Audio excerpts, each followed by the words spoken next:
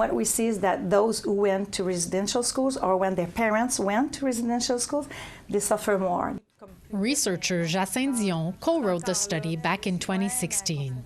She recently looked back at its findings. They have more psychological distress, more alcohol or drug abuse, so it's more difficult for them.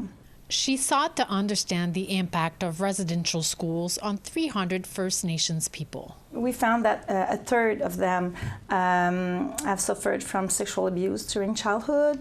A third of them also have suffered from physical abuse, and they are also exposed, like to 60% of them were exposed to intimate violence. In the research done a decade ago, Dion concluded that a holistic approach with treatments that are culturally appropriate and that take into account cultural and Indigenous identity would be most effective. So what's happened since the study was first released? Well, Montreal welcomed the first Indigenous Family Health Clinic in April 2024. La clinique est née d'un événement malheureux suite au décès de Joyce Echaquan. Yvick Olek is the Health and Wellness Director at Native Montreal. Le médecin et l'infirmière vont prendre beaucoup plus de temps avec les personnes afin de vraiment créer un lien thérapeutique. Puis d'acquérir la confiance, parce qu'une des choses qui bloquait l'accessibilité, c'était pas juste une accessibilité physique, c'était la méfiance, la complexité du système. The clinic also offers treatment by traditional healers, which, according to Yvick, may also be recommended by doctors. The treatment takes place in the Cedar Room, where we find Tili Gassanisax, a Mohawk from Ganawage. So not everybody wants a smudge. Tili takes the time to build trust and adapts to the needs of the individual. I ask, is this something that you would like? And then slowly, bit by bit, the other person will open up, start talking a little bit about themselves, and eventually we'll figure out what it is, what the purpose of this little meeting that we would have together.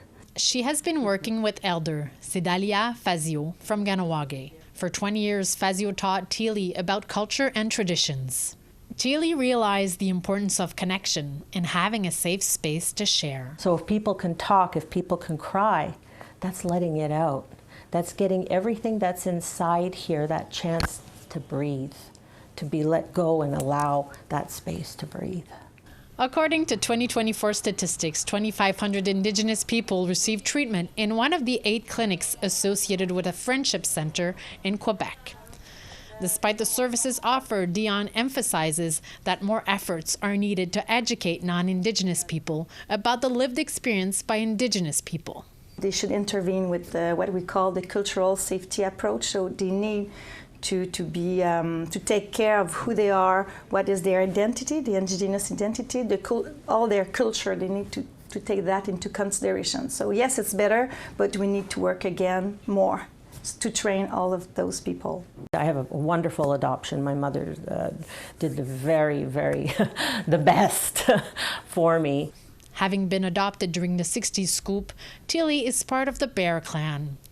She herself was not connected to her people, but working with the community has brought her closer to her roots. That was like a storm cloud above my head for many, many years. And it felt to be a troubled place until I realized that Creator knows who I am. And that storm cloud produces water. Water's cleansing, water's healing. Stéphanie de Sève, APTN National News, Montreal.